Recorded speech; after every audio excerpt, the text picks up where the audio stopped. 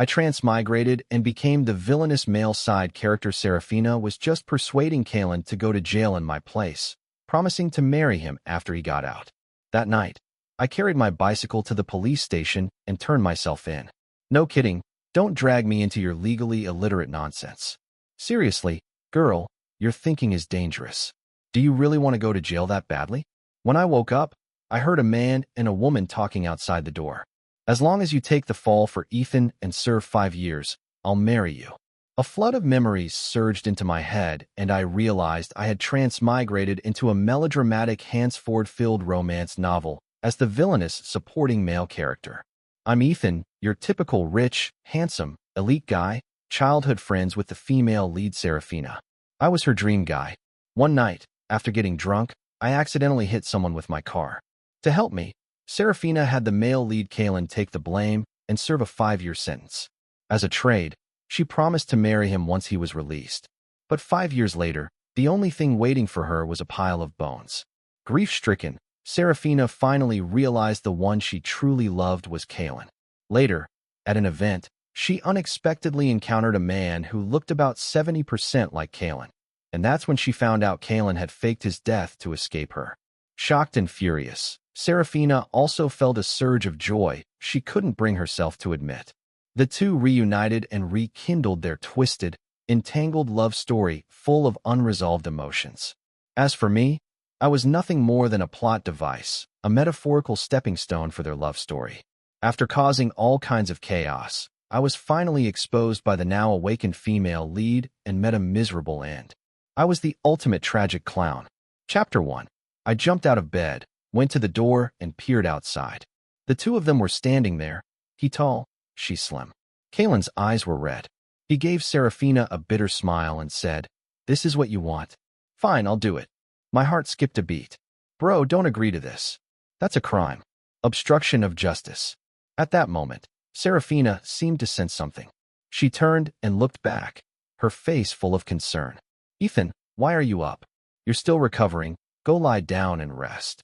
Kalen stared at us, looking dazed. I forced a smile and said, "I just remembered I left something in the car. I need to go get it." In this plot, I had just hit someone and panicked, fled the scene, then came to Serafina. Supposedly, I even fainted from extreme shock. Damn, this male side character is a real coward.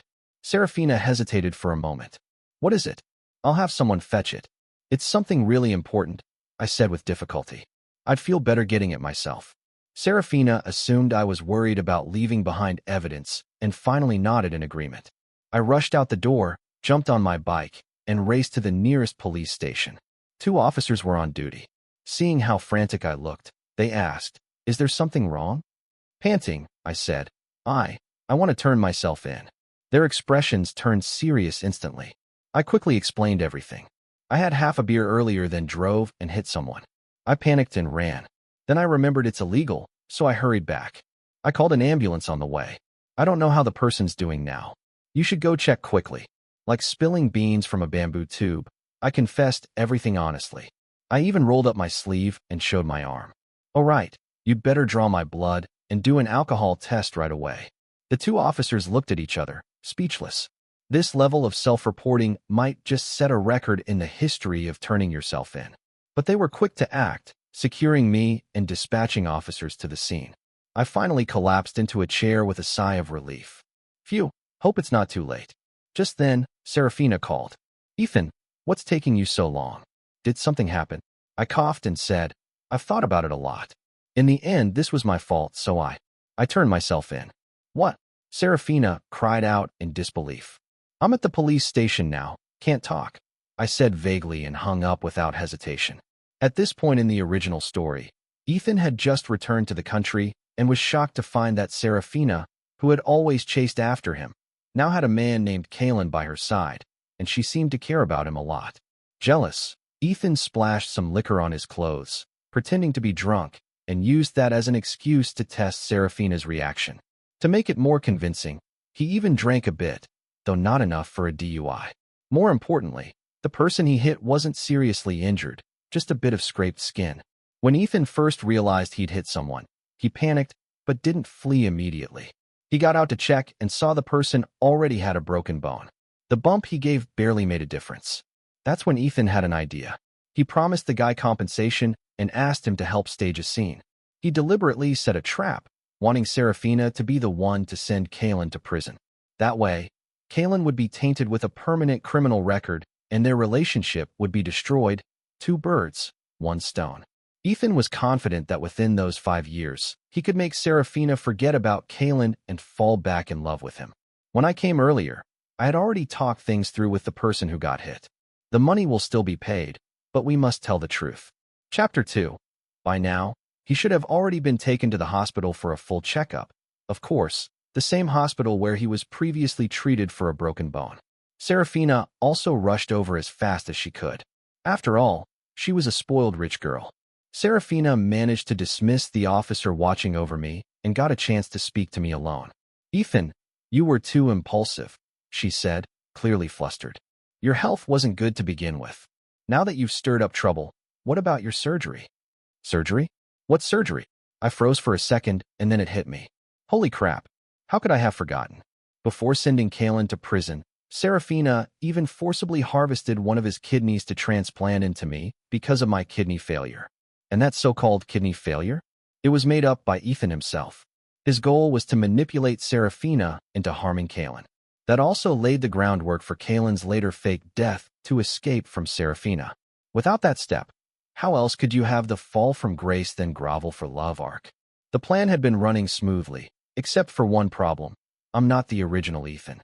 Just thinking about the fact that the male lead's kidney was taken out for me made me feel phantom pains in my own body. I looked at her and quickly said, "I was just about to tell you. After this is over, I want to get checked at a few more hospitals. What if it turns out to be a misdiagnosis?" Serafina bit her red lips, then threw herself into my arms with teary eyes. "Ethan, I know this is hard for you to accept. Don't be scared, I'll always stay by your side." I got goosebumps all over. "Girl, you were literally in bed with the male lead yesterday, and now you're throwing yourself at another man? Aren't you exhausted?" I calmly pushed her away and said, "Let's wait for the hospital report first. By the way, where's that guy, Kalen? Didn't he come with you?" At my question, a flicker of irritation crossed Serafina's face. "Forget about him. No surprise, Kalen obviously didn't come. What kind of guy could stand there and watch the woman he loves fawn all over another man? But hey, maybe this will help him realize that the female lead is a whole mess, and it's better to run while he still can. So you're staying here to wait with me?" That way, she wouldn't run back to Kalen and start spewing more toxic nonsense. Of course, Serafina didn't refuse my request. She was most afraid I'd end up in jail. So, not long after, she went outside to make a call. Seeing her pacing with furrowed brows and a worried expression, I yawned. She was obviously trying to pull strings, but it would be useless. Even though this is a toxic love story genre, the heiress doesn't have omnipotent powers. If she did, the original male lead wouldn't have ended up doing 5 years in prison. And besides, without me secretly orchestrating things behind the scenes, this car accident was just a minor incident, not nearly enough to blow up.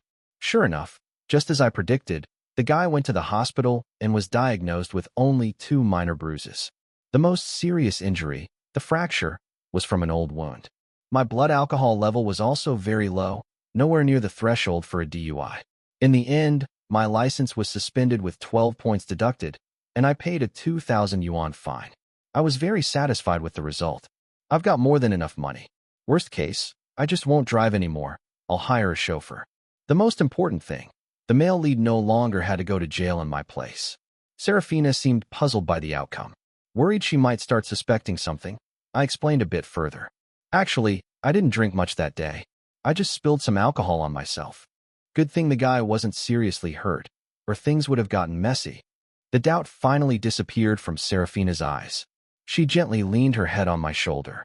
"I'm just glad you're okay. You have no idea how scared I was when you came to me that night." I rolled my eyes inwardly. "You're this timid, and you still try to break the law? Unbelievable."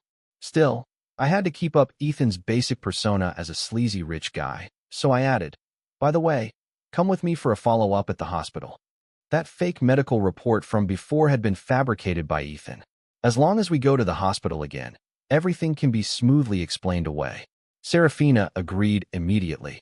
"Okay, I'll go with you right now." She was about to call a private hospital to clear the floor for us. I quickly stopped her and said firmly, "No need to go that far. The public hospital at a university is fine." Serafina frowned. "There are way too many people there. It'll be noisy and affect your rest." I swallowed down my irritation. "You don't know anything. That's a proper public class, a tertiary hospital. Private hospitals can't even match the equipment. What's the point of going there? I don't want to trouble you. It's just a quick checkup." Seeing that I insisted, Serafina finally gave in and went with me to that hospital. But what I didn't expect was that we'd run into Kalen there. Chapter 3. He was holding a thermal lunchbox with light shadows under his eyes. It was obvious he hadn't slept all night. But of course, the male lead was still the male lead. Even exhausted, he still looked annoyingly handsome. Kalen also saw me along with Serafina by my side. A flash of repressed emotion passed through his eyes. Just as we were about to walk past each other, Serafina suddenly called out to him. "What are you doing here?" Kalen replied, "None of your business."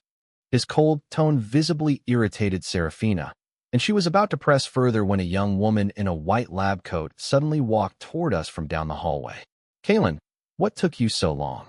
I turned to look and saw a gentle, elegant face. She walked up to Kalen, her eyes full of concern. She paused briefly when she noticed Serafina and me. She asked, "Are these your friends?" Kalen shook his head. "I don't know them. Let's go."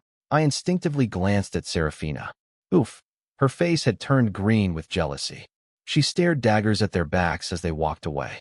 If I hadn't been standing right there, I'm pretty sure she would have chased after them and started yelling. It was also at this moment that I remembered who that woman was. Anya. Anya was Kalen's senior from university, a brilliant medical student who had fallen for him at first sight. She stayed quietly by his side for years. When Kalen faked his death to escape Serafina later, it was Anya who helped him pull it off. And right now, yes, this should be the part where Kalen's mother has a sudden heart attack and he brings her to the hospital. Kalen actually had a very tragic backstory. His father was a gambler who racked up huge debts and then disappeared, leaving Kalen to bear the burden. Serafina paid off the debts for him and kept him around like a disposable servant. To put it bluntly, Kalen had sold himself to Serafina. But over those 4 years, he fell hopelessly in love with her. She was young and beautiful, after all. It wasn't until Serafina asked him to take the fall for Ethan that he finally realized how naive and foolish he had been to think she genuinely cared for him. But Serafina had no idea. She thought this man would endure anything just to marry her. And to her, the promise of marriage was the highest reward she could offer. During Kalen's 5 years in prison, it was Anya who helped take care of his mother. Unfortunately, just before his release, his mother passed away despite emergency treatment. That only made Kalen resent Serafina even more. How the story somehow managed to have a happy ending after all that, I'll never understand. My presence had altered the plot. The female lead and the second female lead had now met much earlier than in the original timeline. Still, it seemed to have become some sort of emotional catalyst. I could practically hear Serafina grinding her teeth. She didn't even realize yet that this emotion she was feeling was jealousy. But honestly, what's the point of being jealous? Kalen's mother is on her deathbed, and here you are making yourself miserable over whether he still loves you. You really think you can compare to someone like Anya, who's been silently supporting him all this time? I honestly think Anya is a way better match for him than Serafina. Serafina. I called her name, and she finally snapped out of it.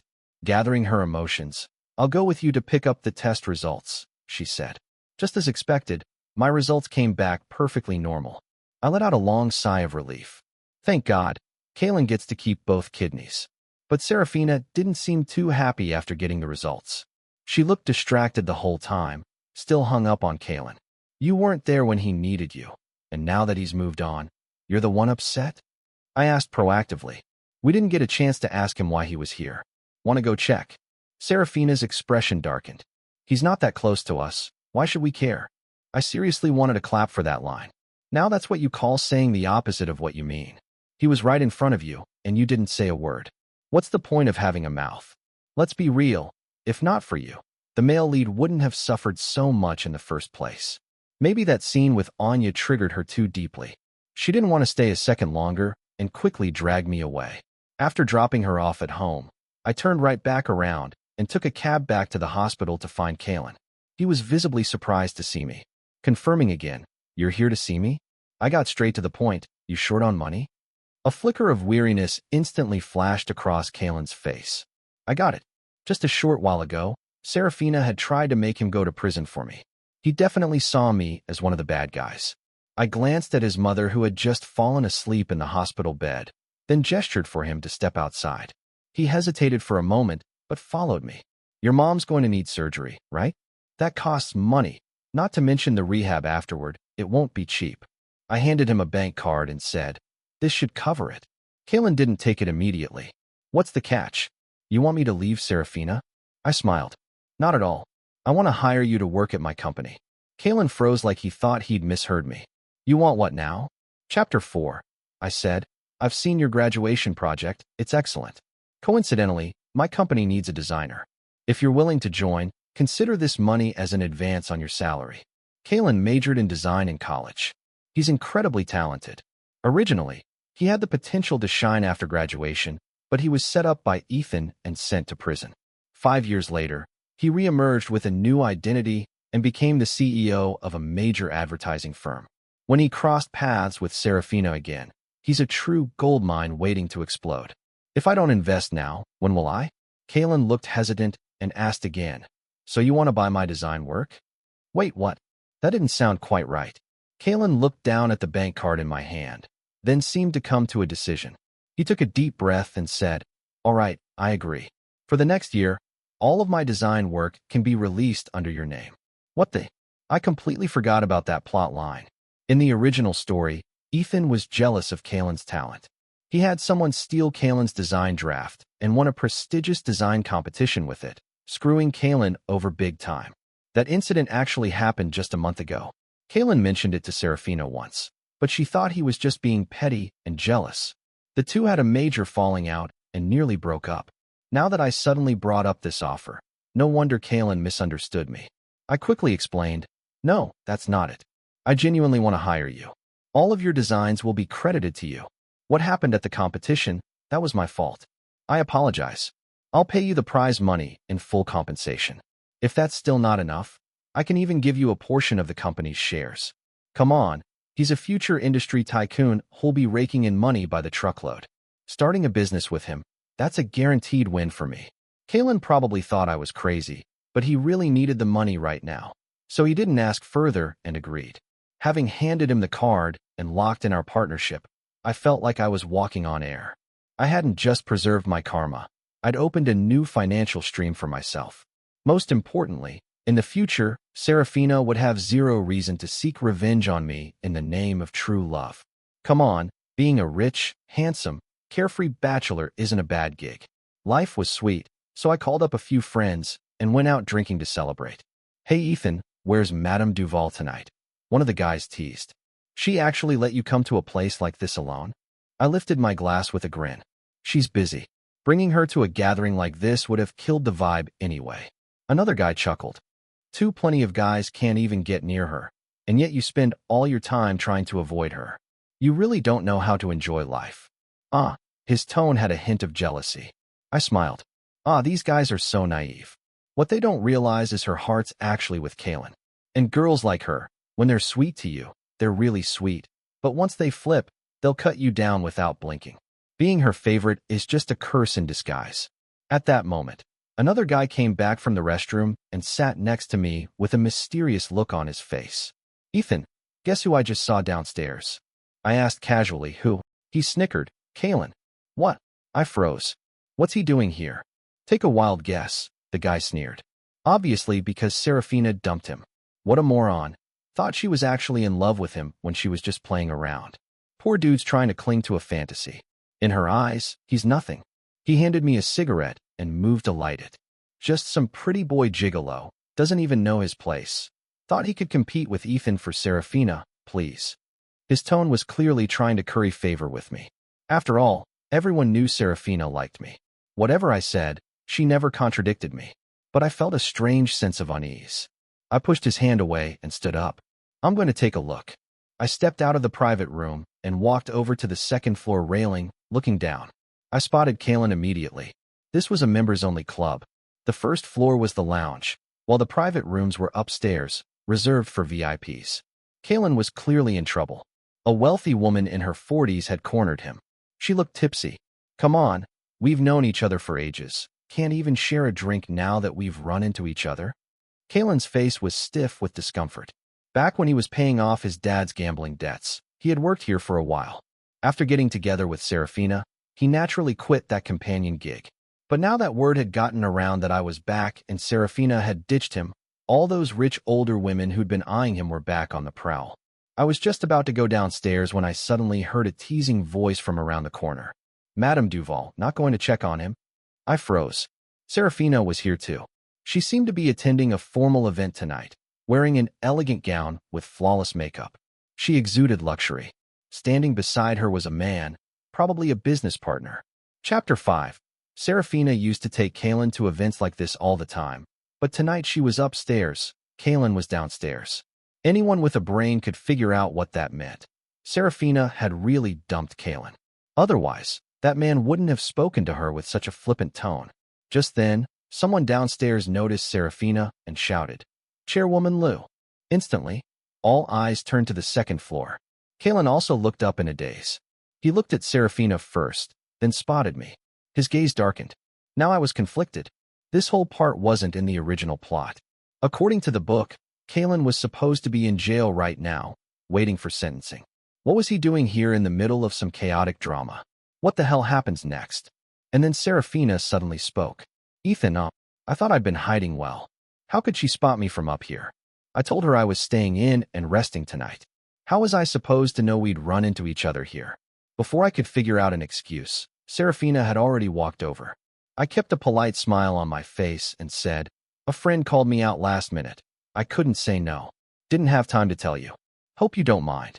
Serafina's expression was gentle now, completely different from the icy look she had just given downstairs. Tilting her head with a sweet smile, she said, "Of course not." Great. Now I was sure she was deliberately putting on a show for Kaylin. Kaylin took it all in, then calmly looked away. The wealthy older woman who had cornered him earlier hesitated when she realized Serafina was here too, seemingly unsure of her position now. She said, "Oh, Madame Duval, I didn't expect you here. I just thought I'd catch up with Kaylin. It's been so long. Just wanted to buy him a drink. Please don't misunderstand." Serafina leaned slightly into my arms, finally casting her gaze downstairs again. Her voice turned cold. "Misunderstand what? He was doing this kind of low-class work after all. Holy shit, what the actual hell? Who gave you a mouth just so you could say stuff like that?" I immediately looked at Kaylin. He stood frozen in place, not reacting, but his clenched jaw said it all. He was far from fine. There's nothing more brutal than an insult designed to humiliate. Being publicly shamed in front of everyone like this, who could stomach that? I couldn't help but whisper to Serafina, "His face doesn't look good. Maybe let this drink go." Serafina didn't budge. He's the one who came to this place. Unbelievable. Suppressing my irritation, I took a step back. I couldn't count on this woman. I needed to separate these two as soon as possible before things spiraled further. Right then, a round of cheers erupted from downstairs. I looked over and saw Kaylin had downed the drink in his hand in one go. The crowd roared in excitement, while Serafina's face turned bright red with anger. Kaylin sat down the glass and spoke coldly. "Masterly, I drank. Can I leave now?" The rich woman seemed to enjoy seeing him humiliated. Chuckling, she said, "One drink, that's it? Come on. Kaylin, you used to be famous for holding your liquor. What? Can't even give me that much face." I took a deep breath. "Mr. Kaylin." Everyone turned to look, eyes full of gossip. After all, this was the first time Serafina's two men had confronted each other in public. Whatever happened next would be the talk of the town. Even Serafina frowned and called out, "Ethan." I smiled and said, "I had an appointment with him to review some design drafts. If he drinks too much, he might not be able to show me anything tomorrow." Without caring about Serafina's reaction, I walked straight down to Kaylin. I asked, "You didn't drive, did you? Want my driver to take you home?" Kaylin gave me a strange look and started to speak. Before he could finish, his expression twisted in pain, and he suddenly clutched his chest. I froze. "What's wrong?" The rich woman mocked. "What? Just one drink and you're like this? Don't be dramatic." Kalen collapsed toward the ground. I quickly caught him. What's wrong? His face was deathly pale. I didn't have time to think. I shouted, call an ambulance. Out of the corner of my eye, I saw Serafina lose all composure, her face filled with panic as she sprinted down the stairs. Kalen, Kalen, Kalen had a hereditary heart condition. Now I sat on a bench in the hospital hallway, letting out yet another sigh. In the original story, Kalen's condition flared up right before he went to prison after a huge fight with Serafina. Since I'd intervened and prevented him from getting arrested, I thought maybe this wouldn't happen anymore. But I was wrong. I glanced over. Serafina still hadn't recovered. She was sitting in a daze, completely hollowed out. She had no idea Kalen had a heart condition. If they hadn't gotten him here in time today. Just then, Anya walked out of the ward and looked in my direction. Ethan, I stood up. Here. Anya looked me over for a moment, then said, he's awake. He wants to see you. I was stunned. Me? The first person he wanted to see wasn't Serafina. Chapter 6. Serafina had already stood up, intending to go straight into the room. But upon hearing that, she instantly furrowed her brows, the classic Liu family expression, and gave Anya a sharp look. The meaning was obvious. She suspected Anya was lying just to keep her from entering. But Anya was a doctor, and this was a hospital. Serafina couldn't make a scene, too embarrassing. I couldn't be bothered with her. I simply nodded and said, all right, I'll go in and see him. Kalen lay in bed, his face pale as paper. When he heard the door, he turned his head. He looked like someone who had been shrouded in ash, drained, lifeless. I sat down next to him, thinking for a long time before managing to say, medicine's come a long way now. Treatments for this kind of condition are well established. The sooner you start, the better your chances. Kalen was silent for a while. Then he shook his head and said, actually, I wanted to thank you. Out of everyone there, you were the only one who helped me. I opened my mouth, but didn't know what to say. Getting humiliated like that in front of a crowd only to find out you have a heart condition, it'd be a lot for anyone to handle. Especially since Serafina stood there the whole time, aloof and cold, like it had nothing to do with her. I genuinely said, bro, it's not worth getting torn up over a woman. Like her. Kalen looked genuinely startled, clearly not expecting those words from me. He gave a bitter, self-deprecating smile. She doesn't love me, so she acts that way. But she loves you. She's willing to do anything for you. I was just too naive to think she ever truly had feelings for me. I shook my head. No, she doesn't love me either. A woman like her doesn't even know what love is, let alone how to love someone. Honestly, the only person she's ever truly loved is herself. Kalen was stunned. But she chased after you for so many years. I shrugged. She wouldn't even go to jail for me. Is that what you call love? If she truly loved me to the point of life and death, then she should have stood up herself and taken the fall, not drag some innocent guy into it. Kalen was speechless. He'd probably never looked at it from this angle before. For a moment, he didn't know how to respond. I patted his arm. Believe it or not, if you keep getting entangled with a woman like that, it'll only bring you more pain. You're too talented to waste your whole forest on one damn tree. Kalen looked lost in thought. He'd loved Serafina for 4 whole years. No matter how many times she hurt him, he never had the heart to truly let go. By now, it had become a habit, almost a reflex. So it was perfectly normal that he'd be dazed after hearing me say all this. But the truth is, guys who bend over backward like that, sissy that hard, usually end up with nothing. I didn't expect to fix everything with just one conversation. As his drip neared the end, I stood and said, I'll go call the nurse to take the needle out. Anya entered with the nurse, and trailing behind her was Serafina. She grabbed my hand tightly and asked, Ethan, what did he say to you? Was he giving you trouble? She looked like she was worried Kalen might harm me somehow, as if she'd forgotten the man had just had a heart attack. What exactly could he do? I was honestly starting to pity the guy. Out of the corner of my eye, I saw Kalen shut his eyes, clearly not wanting to look at her anymore. I pulled my hand from Serafina's and said calmly, No, he's still weak. Let's not disturb him. Let's go. But Serafina stood rooted to the spot, like her feet were glued down. I almost laughed. She obviously still couldn't let go of Kalen. She just couldn't swallow her pride. Even now, she hadn't managed to say a single word of apology. Kalen really hit the jackpot with this one. Pure bad luck. The nurse removed the 4-needle and Anya came to his side, her eyes full of concern. She spoke gently. Kaylin, have some water. She poured a cup of warm water and handed it to him, then helped him sit up against the headboard. Kaylin gave her a faint smile and said, Thanks, Senior. Anya replied softly, Take good care of yourself, or someone's going to be worried again. She said it purely out of concern, referring to Kaylin's mother. With her quiet and gentle personality, she would never drop a flirtatious remark at a moment like this. But to Serafina, it sounded completely different. She saw it as a challenge. Storming forward, she yanked Anya aside and slapped her hard. Smack. Who said you could touch him? I was speechless. My God. Lady, how does your brain even work? You treat the male lead like crap and then lose it when someone else treats him kindly? This isn't some undying love. This feels more like a personal vendetta. Anya wasn't prepared for it at all, and half her face instantly swelled with red. Kaylin's expression changed. He shouted, Senior. Serafina, what the hell are you doing? He shouldn't have shouted. That only made things worse.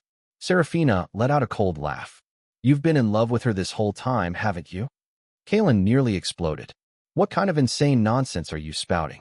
Anya tried to calm him, worried his emotional spike might worsen his condition. She pressed down on his shoulder gently.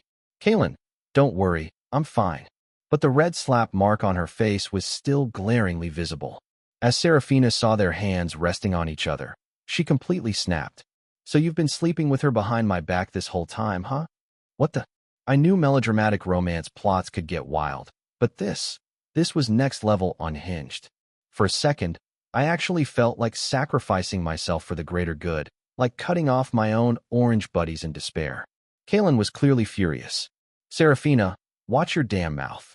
Serafina finally seemed to realize how out of line she'd been. A flicker of panic crossed her eyes. She took a step forward as if she wanted to say something, but then stopped herself mid-motion. Kaylin took a deep breath and pointed toward the door. Get out. Starting today, I never want to see you again. His tone was calm, terrifyingly calm. Serafina panicked at last. Kaylin, I didn't mean.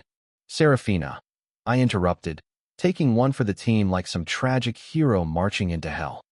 He needs to rest. You've had a long day too. Let me take you home. Serafina looked torn. She probably realized she couldn't stay here any longer. After hesitating for a moment, she finally left with me. Chapter 7. On the way back, she remained silent the entire time, clearly lost in thoughts of Kaylin. When we arrived at the villa and the car stopped in front of the gate, I was just about to urge her to get out when she spoke first. Ethan, there's something I want to say. She sounded like she'd made a major decision and said slowly, I figured it out. The one I truly love is Kaylin. Let's end this here. I kept a calm expression, but inwardly, I was already cursing. Please, just stay away from him. That guy's already been messed up by you enough. Who the hell wants your so-called love? If you've got that much time, maybe try managing your company better or growing your business. How the hell does your company even stay afloat when your head is always filled with romance? No matter how much inheritance you've got, without a brain, you'll blow through it all. I lowered my head in silence for a while, then let out a long sigh and pretended to be relieved. All right, Serafina, I'll set you free. As I watched Serafina's car drive away, I immediately messaged Kaylin. Serafina broke up with me just now. She might be coming to find you. If you don't want to see her, have the doctor cover for you. Hide somewhere. Kaylin's reply stunned me. She's just someone irrelevant. Whether I see her or not, why does it matter? Even through the screen, I could feel that cold indifference. This wasn't how the old Kaylin would have treated Serafina. Before I could figure out how to respond, he followed up, You mentioned hiring me before. Does that still stand? 1 month later, Kaylin officially joined my company. But before the end of his first day, someone had already delivered an exquisite lunchbox. It was from Serafina. Just seeing all the flashy details through the glass gave me a headache. Damn it. She's chasing her so-called true love again. This kind of plot is a must in every melodramatic, toxic romance story. Because I showed up, the plot twisted early, and the heroine got fast-tracked. No, prematurely pushed into the chasing her ex after burning the bridge arc. Some clueless onlookers exclaimed enviously, Wow, that lunchbox is so pretty. But is something burning? Someone next to her quickly nudged her, and, Are you crazy? That meal was handmade by Madame Duval herself. You dare critique it? They all instinctively shrank their necks, sneaked glances at my office, and quickly shut their mouths. I was honestly at a loss for words.